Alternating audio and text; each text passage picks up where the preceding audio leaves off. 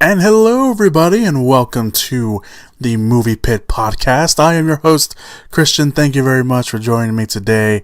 It's another end of the week, and it's also Black Panther Friday. It's good. I'll get to that later on in the podcast, but it's good. So hello, welcome to the Movie Pit Podcast. Of course, this is the podcast where we talk about all the latest breaking movie news that has come out throughout the week. We'll also talk about the trailers that came out this week. We'll talk about the movies that are in theaters out this week. Yes, there's another movie out in theaters besides Black Panther, and everything else in between. So yeah, that's what we're gonna do. So we're gonna get right to it. We're not gonna waste any time. Although this week's news items were kind of all over the place. There were a lot of like short, brief news items that I'm not gonna get too into because I just don't have too much to say about them. So it's a weird week. There's a lot of news, but just not a lot of like things to really say about it, at least for me. So I will obviously talk about some of them more in detail. But it was a weird week where there's a lot of movie news. There's a lot of trailers, and for some reason, it just feels like it's just okay. It's a big week. Just I don't know. I don't know. Maybe it's just me. I don't know. All right, but like I said, let's get right to it. We're gonna jump, of course, like we always do, to the first segment of the podcast, which is trailer talk. Coming soon to theaters. Like I mentioned, there was a lot of trailers dropped this week, so we're going to start off with the I think the shortest trailer of the week so far, or one of them anyway, is a new Ready Player One trailer came out this week. It is, of course, a movie based off the best-selling novel of the same name. The movie follows Wade Watts, played by Ty Sheridan, a young man who flees into a virtual world called the Oasis to escape his kind of, I don't want to say post-apocalyptic, just a future world environment. However, his escapism into the Oasis becomes a journey when the creator of the Oasis passes away, and says whoever finds the Easter eggs he's placed in the world can have full control of it. Of course, an evil corporation of the same, or has the same idea. The movie stars Olivia Cooke, Ben Mendelsohn, Simon Pegg, and Mark Rylance. The movie opens on March 29th, so we'll obviously talk more about that next month when it comes out. And I've been excited about Ready Player One since the very beginning. So when this trailer came out, I was kind of excited to see what new footage we see. And there's a lot of new footage. The CGI looks really good, or it looks what you would probably expect from it. I mean, obviously it's a virtual world, so obviously the CGI is going to be a little weird. But everything that we've seen so far visually in the movie looks pretty good, and there's a lot more visual shots in this movie. You see a lot more stuff in the Oasis itself, so I'm really excited to see how this turns out, and see how Steven Spielberg, who directs this movie, pays homage to the book and how much he really truly adapts it. So I'm really excited for it. This trailer this little short trailer just got me more excited for it, so hopefully it all pays off at the end. So let's move on to the next trailer, which is a Pacific Rim Uprising IMAX trailer. Now, it's an IMAX. Now, IMAX does this every once in a while where they release a trailer online, and it's called an IMAX trailer, and what they do is, in the trailer itself, is basically kind of show off the scenes that were filmed in IMAX, or that are going to be capitalized and showcased in the IMAX format. And they do that here with this trailer, the Pacific Rim trailer, and it's the battle scene that we've seen in the other trailers, where they're facing off that giant kaiju. That's kind of what this trailer. There's more shots in there, and there's some new footage in there and stuff like that. But this new IMAX trailer, if you were already excited for Pacific Rim and you saw this trailer, you're just gonna get even more excited, because it just shows off a lot more action sequences, or a little bit more from the action sequences, and it's a damn good trailer. Again, if you were excited for it, you're just gonna get even more excited watching this one. So not much to say from the trailer, because again, it's just showing a little bit more of the big fight sequence, I presume, is going to be in the movie, and the big fight sequence that we kind of see throughout all the trailers and stuff. So worth the watch, nevertheless. So just wanted to put that out there. There was a new trailer for A Quiet Place released this week as well. That's the movie directed by John Krasinski, who also stars in the movie, along with his real-life wife, Emily Blunt, and revolves around a family who lives in silence in the woods, avoiding a mysterious threat that is sensitive to sound. This is Krasinski's third directorial effort. The other two were brief interviews with Hideous Men and The Hollers, which were both said to be very good. I've wanted to watch The Hollers, but for whatever reason I didn't get to watch it, and I didn't even know about a brief interviews with Hideous Men, so I'll probably go check that out as well. But this is his first horror movie, and it's a great concept. And we've talked briefly about the Quiet Place here on the podcast a few times now, since things keep popping up for it, especially with the release date looming. Comes out on April 6th, so we'll obviously be talking more about that. But this new trailer, it shows off a lot more. It shows off the concept a little more as well. It looks like at one point Emily Blunt and John Krasinski hide in their basement, and it seems like they made it so it can be soundproof, because we actually hear them talking in a pretty normal decibel. So I mean, it looks fantastic, and this trailer actually introduces something that we have not seen in the other trailers, but it does give us a brief scene that we've seen in the other trailers, more of an answer. We see in the other trailers, we see Emily Blunt, and it looks like a bathtub, and she's holding back her scream for whatever reason. We find out what that reason is. It looks like her character is pregnant in the movie. So it's a very, that adds a whole nother layer to this movie and how everything's going to pay off. So it should be very interesting to kind of see how that comes into effect. Of course, the big one is you can't make any sound, so that's if you want to talk about tension, that's some pretty good tension basis off that. So yeah, Quiet Place, like I mentioned, opens on April 6th. We'll also talk more about that when we get closer to the release date. So let's move on to the other new trailer that came out this week for Rampage. Rampage, of course, based off the video game. It stars Dwayne Johnson, also stars Naomi Harris, Jeffrey Dean Morgan, Joe Manganiello, and Malin Akerman, who we actually finally see in the trailers. She's in this one. She plays the bad guy who apparently releases the Rampage virus, as she calls it in the trailer. This is a brand new trailer, and it almost makes it feel like it's a different movie. The first trailer, or the teaser, I guess, was very serious. You know, it had the Smashing Pumpkins song, but this trailer plays a lot more on the comedy, and the whole first bit of the trailer is just it's all comedy. I mean, obviously, you know, they're marketing it now differently, making it more kind of like a family movie, I guess, which is fine. I mean, obviously, look at Jumanji. Jumanji is like the third. I think it was released this week that Jumanji was the third highest ranking movie in Sony Pictures history. And that's saying a lot, because a lot of people weren't, you know, we're all just, you know, denouncing and crapping all over Jumanji, and now it's the third highest rating movie for Sony Pictures ever. So Rampage, you know, their new marketing is, I guess, focusing on the humor, which is fair, because, you know, you got giant animals attacking cities. I mean, there's probably going to be humor there. So then this new trailer, it shows off a lot more new footage. It shows off the animals fighting each other. There is one tidbit in there that, you know, there's always the case of this trailer shows too much, or this trailer shows nothing, and blah, blah, blah, you know, stuff like that. I'm not usually one of those people that's like, oh, this trailer showed too much. For me, I've started noticing that I've started to become that person, at least a little bit. Not every trailer, just a few trailers here and there. But there was one part where I was like, you know what, they could have saved that.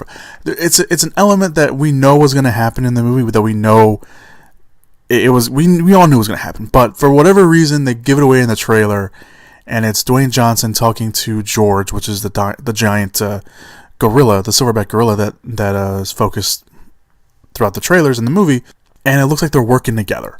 And we knew it was going to happen, but for whatever reason, I don't know, I just felt like maybe they shouldn't have given that away in the trailer. Maybe, and then that's one of my first thoughts. And then as I saw the trailer before I started recording again, I was like, you know what? I guess it's okay. So I don't know. It's very conflicting. You know, everyone has their own opinions. But when I first watched, I was like, they didn't need that in there. But then I thought about it. I was like, nah, we all knew it was gonna happen. So yeah, put it in the trailer, whatever.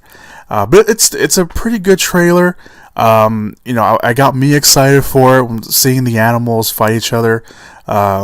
It just I don't know what it was. It just got me giddy for some reason. So I'm gonna go watch it. I am. I don't care if it's gonna be bad. Who cares? You're gonna enjoy it.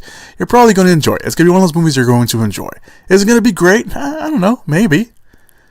But at least you're gonna enjoy it. I know that for sure. So, all right, let's move on to our final trailer, or I guess teaser in this case, for the week, and it is the Olympic sneak peek, as it was called, the teaser for Incredibles 2. Pixar has released the new teaser for the highly anticipated sequel, Incredibles 2, and the long overdue sequel for Incredibles 2. The teaser, like I mentioned, it's called an Olympics sneak peek, and the film revolves around Elastigirl, of course, voiced by Holly Hunter, taking the more dominant role as the hero, while Mr. Incredible is left taking the stay-at-home dad job, looking after the kids and baby Jack, who is now developing his powers. And there's this great little bit in the teaser where it's him and it's Frozone, Samuel Jackson's character. They're in his house, and he starts and baby Jack starts using his powers, and Samuel Jackson's character Frozone is the only one freaking out, and Dad's like, yeah, it happens, whatever. So it's a great little scene, and like I mentioned, it's a highly anticipated, it's long overdue. I liked the teaser. I liked what it was. I'm hoping for a full-length trailer soon with all these teaser drops they've been dropping. So the movie comes out June 15th, so we'll probably have to wait a little bit for a full-blown trailer, but I'm overly excited for this. Like I mentioned, it's long overdue, and it's one of those movies that everyone loves. So I'm excited. I like seeing this, and you know, Incredibles was just more than an animated superhero movie. There was a lot more there. If you haven't watched it, I highly recommend you do, because it's very good, and it touches on things that obviously it's a Pixar movie, so it touches on things that are more deeper than just having a kids movie and seeing things, you know, bright colors and everything like that. So it's a very good movie. You haven't watched it, so I highly recommend you do. And I'm excited for Incredibles 2, like a bunch of other people. So let's get to it. All right, so that was your trailers for the week. Obviously, the links to the trailers will be down below in the description/show notes area. Please go check that out if you haven't seen any of these trailers. So let's move now on to this week's movie news items.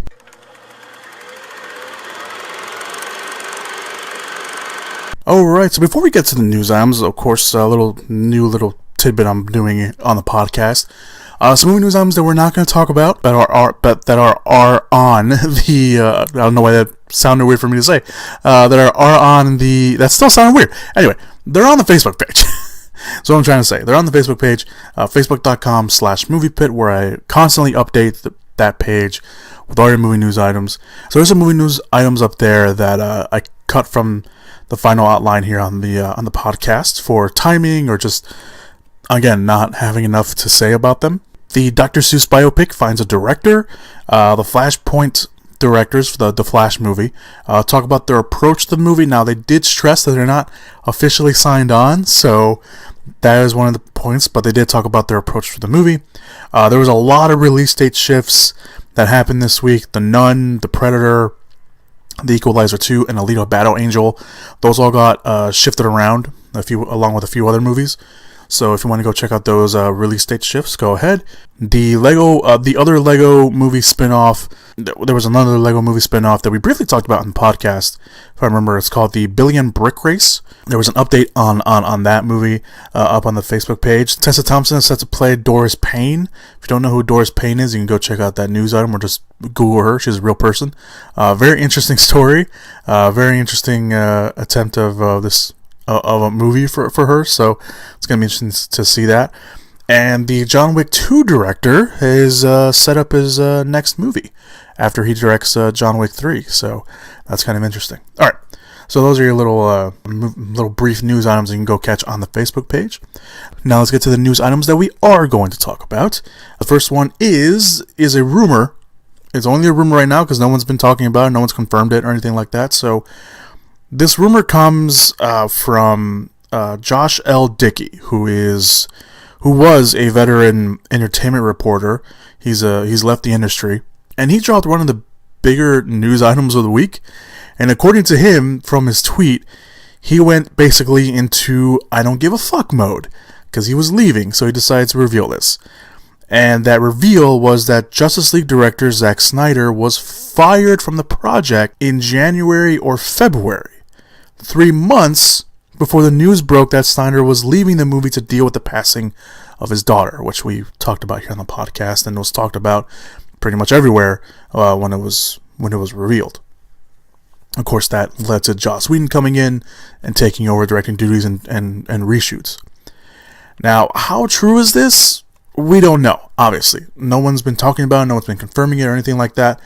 But since the news has broken out, this particular news item, some outlets are saying that they heard similar things around that time, but no one reported on it.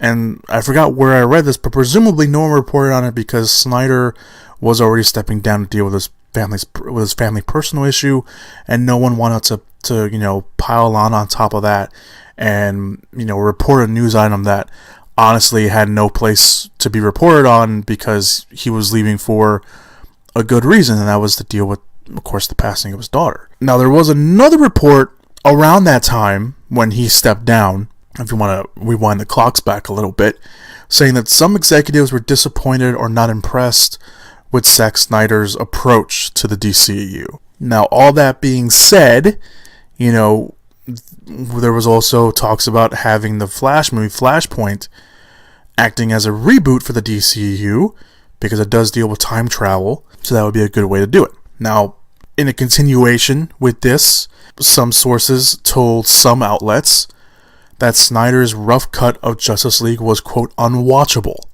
unquote. Now, again, we don't know if that's true, and even if that is the case, if it was unwatchable, you can always fix that with reshoots and rewrites. And at the time, that's what was going on, but Zack Snyder obviously had to step away, and that's when Joss Whedon came in. Again, we don't know how true this movie news item is, and at some point, it will come out, whether it's true or not, probably, but I don't know why he chose to decide now to reveal this news. And I think there were some people, like I mentioned, at the time when he stepped down, there was already some people suggesting that he probably was fired or at least taken away from the editing room or something. So we don't know, what the true story is, and again, maybe eventually we'll find out. But right now, it's all hearsay, it's all rumors. So I wanted to report it because, again, it was one of the bigger movie news items at the beginning of the week. So I just wanted to bring that to your attention. Another big movie news item that came out around the beginning of the week, which I originally was not going to talk about, but I decided to put this in because I wanted to hear some of your guys' opinions on it. Comcast could put a bid back on the table to buy Fox, essentially playing spoiler to Disney and to every other fan out there, because that would mean that X-Men, Fantastic Four, and Deadpool will not be going into the Marvel Cinematic Universe. Why would they do this? So news broke earlier this week that Comcast was not officially entering their bid to buy Fox, but sources did say that if it comes down to it, they would put a bid back on the table if Fox wants to take a look at it, and they would even outbid Disney by at least 15%. So their bid would be higher than Disney's, somewhere in the $60 billion range. Now remember, the merger between Disney and Fox is not complete. They are awaiting government's regulatory approval, which, if it goes through, will be complete by early next year. I think at first it was reported that it would be somewhere between February or March, something like that, or even April. So that's where it is. So if Comcast decides, essentially if Fox decides, hey, we'll take a look at your bid, that's a big spoiler to everyone, to Disney, to fans. It'll be interesting to see if that happens. But again, even if it were to happen, it still will take a while for that deal to merge as well, because Comcast already owns Universal, which already owns Legendary. So that would be another studio that gets gobbled up by Comcast, and that's another studio that is off the market in Hollywood. So it's very interesting to kind of see how this turns out. Again, they haven't officially placed it yet, and Fox would have to agree to be like, oh, we'll take a look at it, but we're not going to promise anything, because we already have this deal with Disney. So it should be interesting to kind of see how this turns out. But I just wanted to mention it, to see how you guys would feel.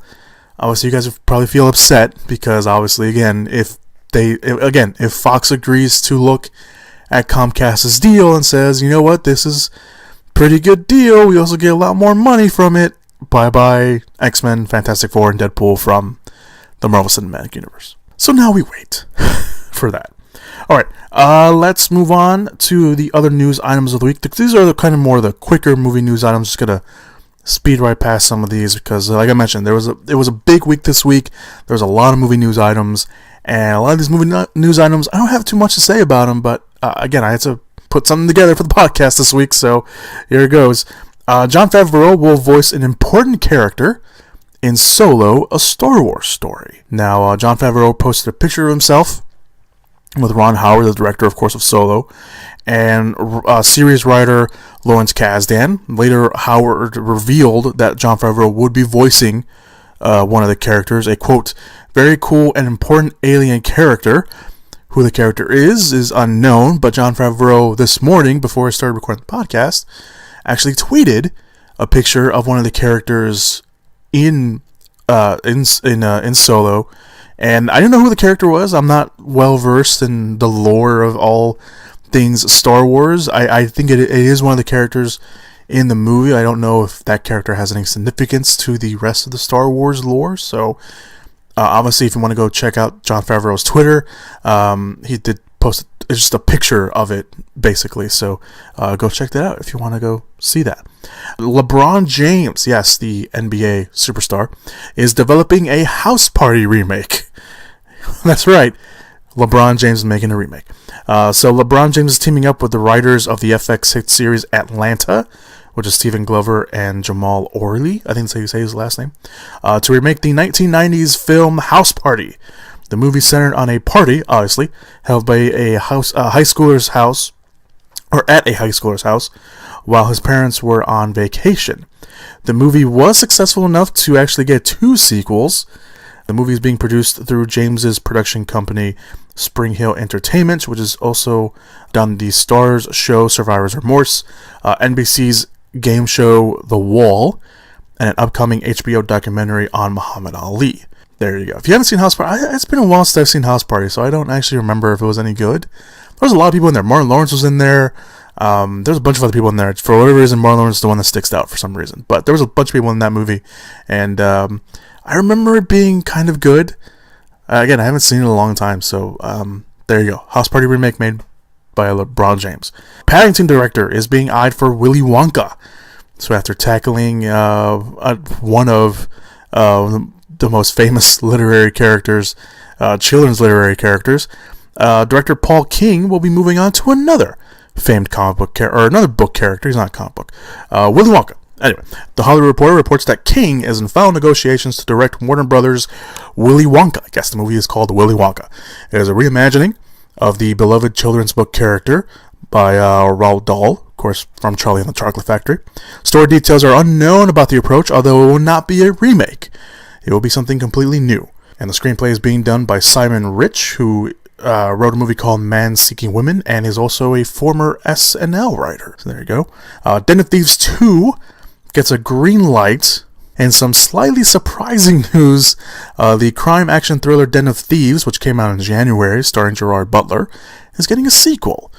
STX Films and Diamond Film Productions have given the green light for a sequel and are bringing back some of the original cast. Writer-director Christian Goldgast, I think that's how you say his last name, is returning to handle both duties again, being a writer and director. Butler and 50 Cent, who was in the movie, will also be returning, and O'Shea Jackson Jr. is currently in negotiations to reprise his role.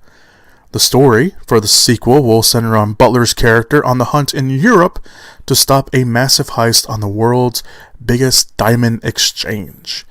Den of Thieves didn't necessarily blow up the box office here in the States. However, it is apparently doing very well overseas and hasn't opened everywhere overseas, so they're expecting it to make a lot more money. And obviously, the film market overseas is a big factor in a lot of Hollywood movies these days, so I guess that was enough to be like, you know what, we're going to make a sequel to this. That said, Den of Thieves was surprisingly okay. It wasn't that bad of a movie. I did see it. Part of me was interested in seeing if they would do anything else now after I read this news item. So it's kind of interesting to see how all this turns out. Alright, let's move on to the next movie news item. Melissa McCarthy and Tiffany Haddish are teaming up for a drama. Now, Melissa McCarthy and Tiffany Haddish, of course, two of the biggest names in comedy right now, are getting together for a drama. The two are in negotiations to star in an adaptation of a DC Vertigo's graphic novel called The Kitchen. The story takes place in 1970s Hell's Kitchen, revolves around mob wives who end up taking over their husbands' businesses when the FBI does a sweep and sends the men to jail. The movie will be also the directorial debut of Andrea Berloff, who also will write the script for the movie, and co-wrote the script for Straight Outta Compton. She's also written films for Oliver Stone. She wrote Oliver Stone's World Trade Center. She wrote Bloodfather, which was a movie with Mel Gibson that went straight to VOD. And she also wrote Jamie Foxx's Sleepless, which came out last year. Now, like I mentioned, obviously, Melissa McCarthy, Tiffany Haddish, two of the biggest names in comedy right now. Melissa McCarthy, obviously, one of the biggest names out there. And Tiffany Haddish made a name for herself with Girls Trip, which came out last year. And she's already getting in a bunch of other new projects. So she is definitely a name that you should learn to love, because she will be in a lot of things very, very soon. There's no word yet on when the project will go into production. But you got a director already, you got two big stars in negotiations. I'm pretty sure we'll probably be hearing about this at least by the end of the year once again. Alright, let's move on to the next movie news item. Sony's Silver and Black finds new writers. That's right, Sony's Marvel Universe, not connected to the Marvel Cinematic Universe, will begin with Venom later this year, but their other movie is still in development, which is Silver and Black, and they've taken a big step forward. Silver and Black follows the characters of Silver Sable, which is a criminal hunting mercenary, and Black Cat, which is a Robin Hood-style burglar, which of course has a connection to Spider-Man. This will be a team-up, although it's unclear how they will team up in the movie, so we'll have to wait and see on that. But now the movie has found some new writers to polish up their script. Reports say that Lindsay Beer, who has written the upcoming films Chaos Walking and the live-action Barbie movie, and Genevieve Robertson Dorwit, who wrote the upcoming Tomb Raider movie, she also had her hand in writing Captain Marvel, are writing the newest draft of the script. They are currently polishing the script that was previously written by Chris Yost, who was one of the writers on all the Thor movies, and co-creator of HBO's Westworld, Lisa Joy. Silver and Black will be directed by Gina Price Bythewood, who has directed films like The Secret Life of Bees and Beyond the Lights, and currently has a release date of February 8th, 2019. So there you go. Silver and Black, obviously not connected to the Marvel Cinematic Universe, or maybe it is. Venom may or not be connected to the Marvel Cinematic Universe as well with Tom Holland's Spider-Man. I don't know. It's all very confusing. They should just connect them, because that would have been very much easier for fans and for us reporting on it, because it's just confusing to say. So there you go. New writers for that. So obviously, again, that's a big step forward, polishing the script, having those two writers attached. It's going to be very interesting to kind of see how this turns out. I'm a huge fan of the Black Cat character, so seeing her on the big screen would be really, really cool. Alright, let's move on to, speaking about writers, the Kitty Pryde movie gets a writer, a very big writer at that. So 2 months ago, it was reported that Collider actually broke the story at first, and when this movie news item came out, everyone was acting like it was a brand new story, but Collider at the time, 2 months ago, broke the story that Fox and Deadpool director Tim Miller were developing a Kitty Pryde movie. And again, at the time, it didn't pick up steam because no one, I guess, believed it or anything like that, or just not enough people saw it. But now the project has hit all the outlets because of an update to the story. So Fox and Tim Miller will be working with famed comic writer Brian Michael Bendis to write the script for the movie, the Kitty Pryde movie, which currently is titled 143. Now, the title is set to be a nod to the X-Men comic issue that focuses on Kitty Pryde, who is left alone in the X-Mansion over Christmas. She is forced to battle a demon in the X-Mansion by itself. So it's very interesting that they're going to go with that. It kind of makes sense to one-off. It's probably going to be a one-off story, and kind of, there was speculation that maybe it would be connected to the New Mutants because it is a horror. New Mutants is going to be a horror movie in every sense of the term. So making this kind of a horror movie would kind of make sense. It would probably bridge the gap between the two movies. Maybe, who knows? But it's kind of interesting to kind of see how they're going to approach this. Obviously, this having a Kitty Pryde movie on her own is very interesting. Because Kitty Pryde obviously has enough stories to have her own tale, but it should be interesting to kind of see how they approach this, considering that Kitty Pryde by herself, maybe, considering that when it was announced that there was going to be a Kitty Pryde movie, a lot of people were scratching their heads, like, really, a Kitty Pryde movie? But Tim Miller, attached to direct, obviously did a very good job with Deadpool. Fox probably having a lot of faith in him that they would give him that, and they're probably going to give him a lot of liberties with that. But now they have Brian Michael Bendis as the writer for the script and the movie, and I think it's going to be pretty cool. By the way, Brian Michael Bendis, if you don't know who he is, for those guys who are non-comic book writers, he's the creator of Jessica Jones, the character as a whole. He created her. He also created Miles Morales, which will be highlighted in Spider-Man Into the Spider-Verse, which comes out later this year. But obviously, if you're a comic book fan, you know that Bendis, again, created Miles Morales, created Jessica Jones. He also created, or had a hand in writing, a lot of big story arcs in the comics, like House of M, Secret Invasion, Age of Ultron. I think he also had a hand in writing Civil War 2, I think, if I remember that correctly, which wasn't very liked by a lot of fans, but whatever. But it's, again, the Kitty Pryde movie. Again, people scratching their heads. I kind of scratched my head a little bit, but I saw Tim Miller's name attached. I was like, okay, maybe I'll give it a shot. And now I see Bendis' name attached, and I'm like, you know what? Maybe it will be good. Maybe it's worth it. Maybe they have something that they can work on real quick. Obviously, Tim Miller is going to get a little busy probably. Unless this is his next movie, he's going to get pretty busy because he's in pre-production for the new Terminator movie that he's going to be directing.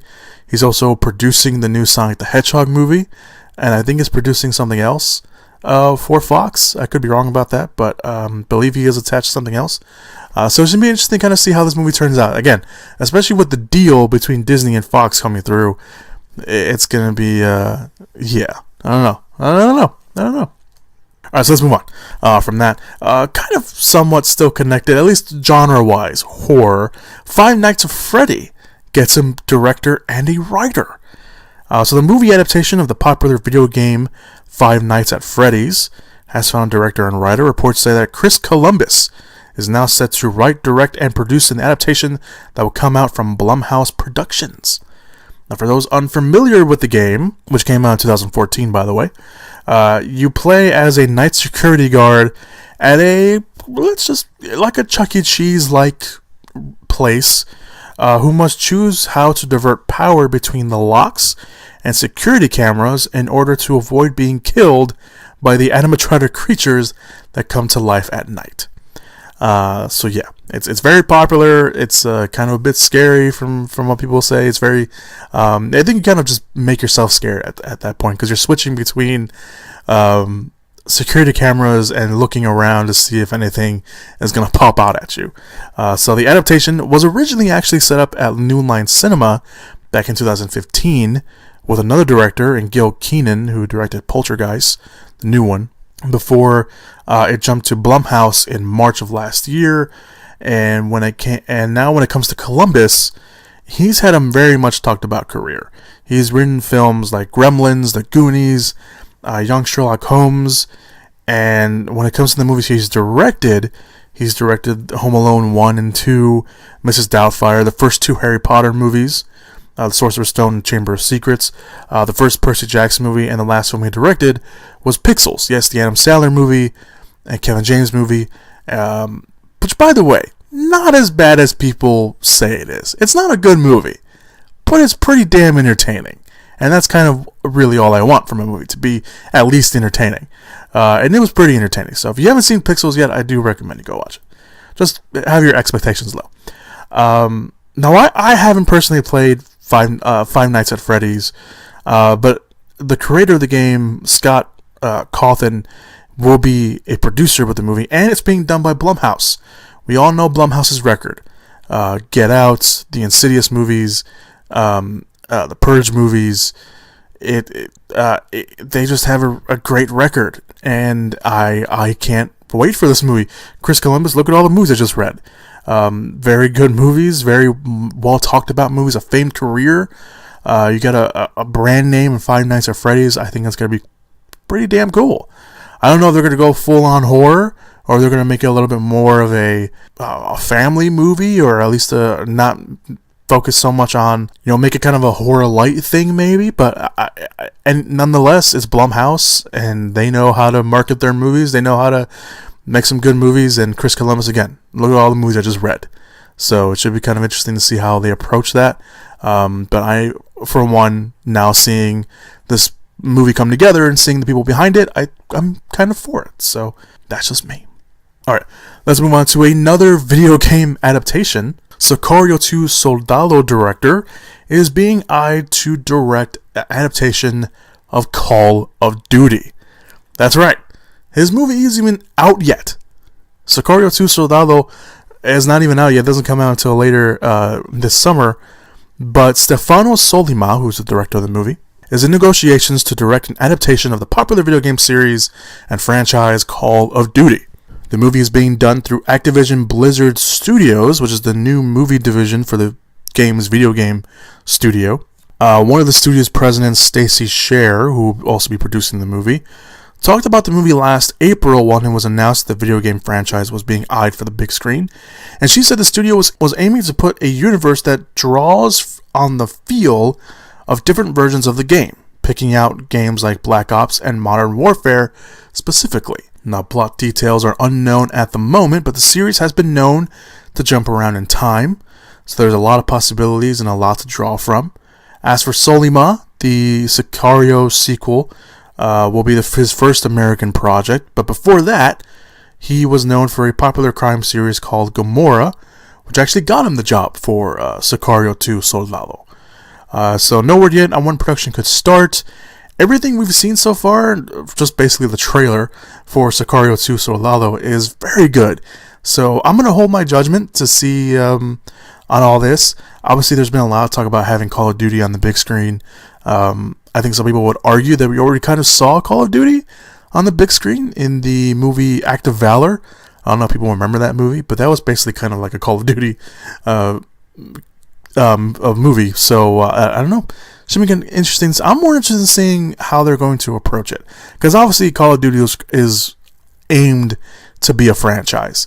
So I'm more interested in kind of seeing where they go with it, what timeline they choose, how they're going to approach everything. That's really what I'm more interested in. But Sollima being in negotiations to star, based on that trailer for Sicario 2, it seems like a good choice. So maybe that's just me. I don't know. We'll find out.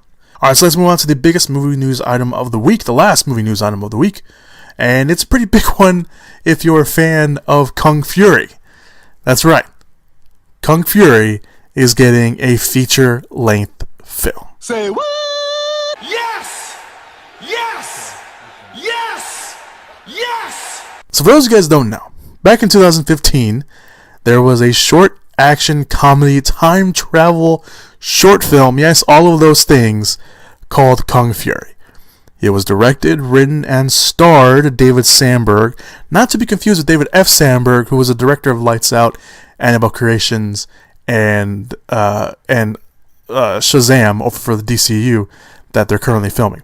So he directed, written, starred in it, and it was basically pretty much an homage to the 80s martial arts and police action films, again, with time travel. It was ridiculously over the top, but for some reason, it was just so damn good. If you have not seen Kung Fury, I will link it down below in the description / show notes area, because it is so good. It just drips with 80s and so much cheese. So Variety broke the news that there is going to be a feature-length film that is being made that is, 1, a sequel to the short film, and 2, will bring back Sandberg to produce, star, and direct the movie himself.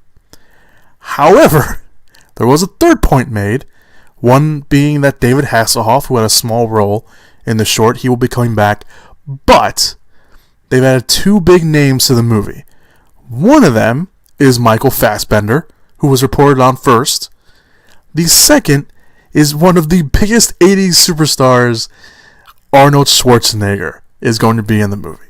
Now, the feature-length film will be set in 1985 Miami, which is being kept safe under Kung Fury and his Thunder Cops, the ultimate police force assembled from across history to defeat the villainous Kung Fuhrer, aka Adolf Hitler. After the tragic death of a Thunder Cop, the group disbands, but a mysterious villain emerges from the shadows to aid in the Fuhrer's quest to attain the ultimate weapon. Kung Fury must now travel through space and time to save his friends, defend the prestigious Miami Kung Fu Academy, and defeat evil once and for all. There's no word on who Michael Fassbender will play, but we do know who Arnold Schwarzenegger is going to play, because he is apparently playing the President of the United States. Why the hell not? So Kung Fury will start filming this summer in Europe and the United States. However, no studio is attached at the moment, but that is going to start getting shipped around to different studios very soon. So we'll probably be hearing which studio picks that up. Hopefully a big studio picks that up so we can watch it on the biggest screen possible, with the biggest budget possible, because Kung Fury, like I mentioned, one of the biggest cheese factors you can ever see. It is, again, so ridiculously over the top. If you just have fun with it, you will enjoy it 1,000 times more. It is so cheesy, and the fact that they got Arnold Schwarzenegger and Michael Fassbender attached to this thing is unbelievable. But it's just watch it. That's all I can say. Watch Kung Fury, and then you will probably be in the same level of joy and giddiness as everyone else who has seen it and read about this news. And that is all the movie news items that we have for you guys. Because it's only me right here and my cat. But he doesn't say anything. So that's all the movie news items we have for you guys for the podcast this week. Obviously, if anything big drops, I will talk about it over on the Facebook page for the podcast. Once again, that's facebook.com/moviepit, facebook.com/moviepit. There's a link down below in the description / show notes area if you want to go check that out. But in any case, let's move on to this week's releases. Let's all go to the lobby. Let's all go to the lobby. Let's all go to the lobby to get ourselves a treat. Alright, so we got one big limited release this week anyway, and that is Samson. After losing the love of his life to a cruel Philistine prince, a young Hebrew man with supernatural strength defends his people,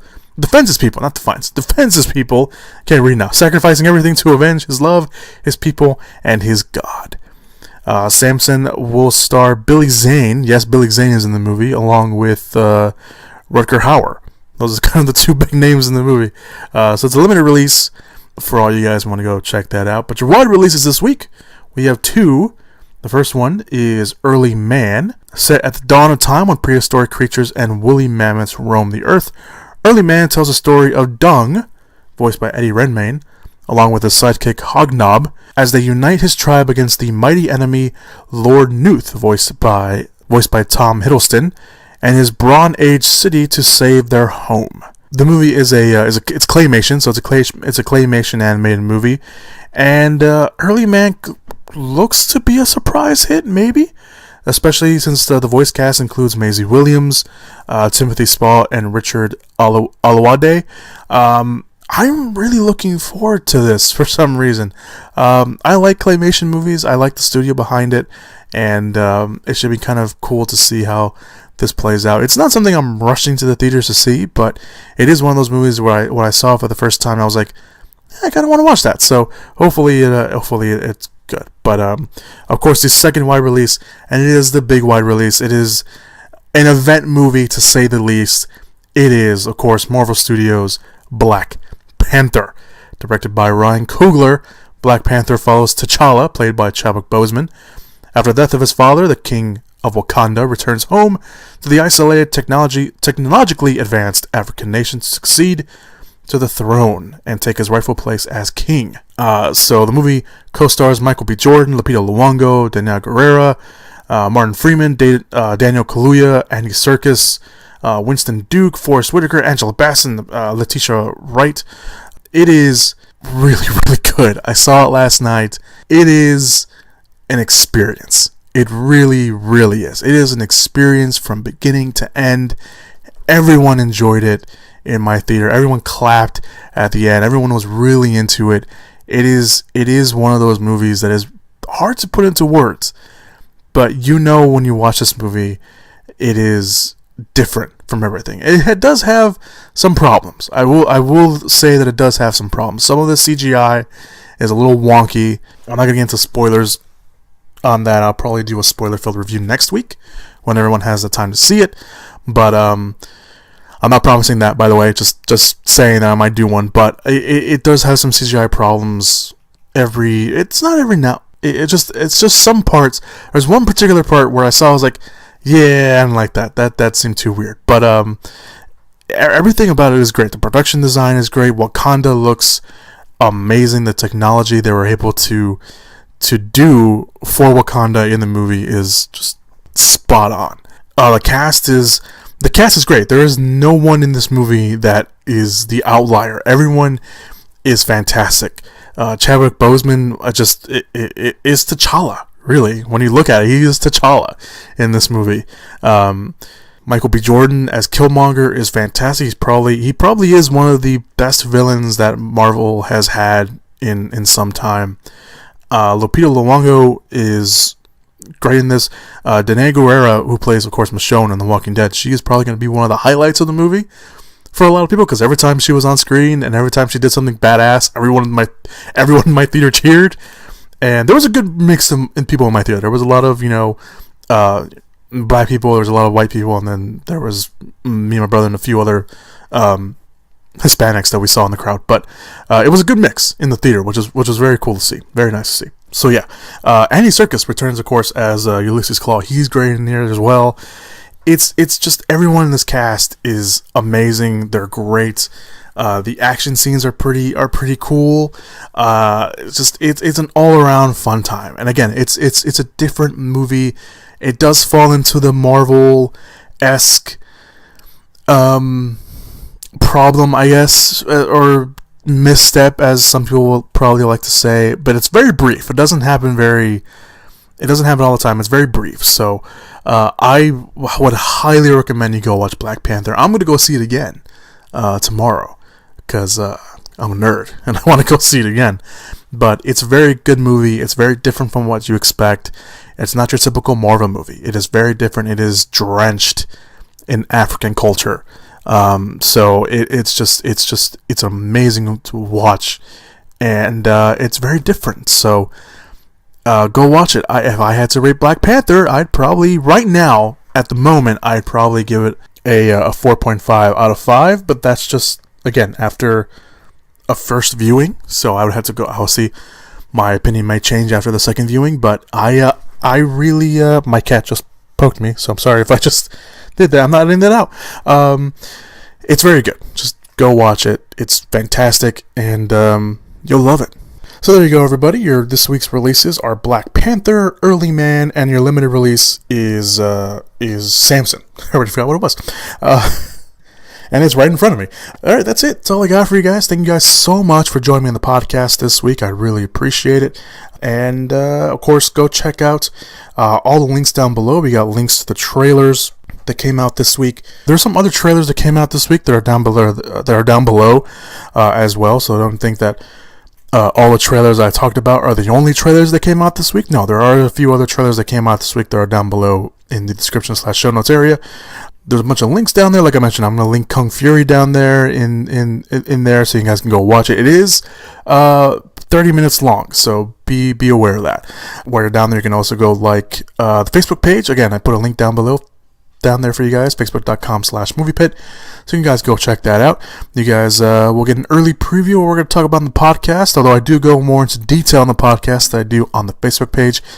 Not this week, obviously, because again, there's just a lot to get to this week, and didn't have too much to say about the movie news items this week. I don't know if it's just there's something wrong with me, or if I just wasn't in it this week. I don't know, but yeah, that's one of the things down there. Also, the Twitter page for the podcast down there. We're on Twitter at MoviePitPodcast. That's at MoviePitPodcast. So again, the handle for Twitter is down there. You can also go follow my personal Twitter and Instagram if you feel so inclined to do that. And yeah, that's all I got for you guys. Anything else I'll decide to put down there. If you are listening on iTunes, I would highly recommend that you go subscribe and leave me a rating and review. I'd really appreciate it. It really shows pretty much that you care when I'm putting onto this podcast, and it would help the podcast out in the long run. And if that's the case, that would mean that I get to just do more stuff on the podcast for you guys and make this as good as I want it to be and better than I want it to be. So really appreciate it if you guys go give me a rating and review over on iTunes. There's a link to the iTunes page down below in the description/show notes area. What else do I got down there? If you're listening to this on YouTube, I really much appreciate it. Go show me some love with that subscribe or like or dislike. I'm not gonna tell you what to do and what not to do, but go do that. We are also on SoundCloud at the Movie Pit Podcast as well. If you're listening on SoundCloud, show me some love over there too. I really appreciate it. All right, that's it. That's all I got for you guys. Thank you guys so much for listening to the podcast this week. Go watch Black Panther. There will be a written non-spoiler review of Black Panther up on the WordPress this weekend. It will probably be up by Saturday night, because again, I'm going to go watch it again tomorrow, so I want to get as much of the experience as I can on Black Panther. So there will be a written spoiler-free review on Black Panther sometime this weekend over on the WordPress account that is linked down below as well.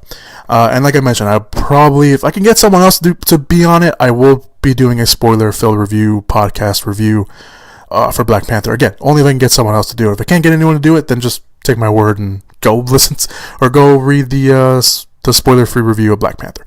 But yeah, that's it. That's all I got for you guys. Thank you guys so much. I really appreciate it. And as always, have a safe, fun weekend and go watch some movies. Whoop whoop! Yeah!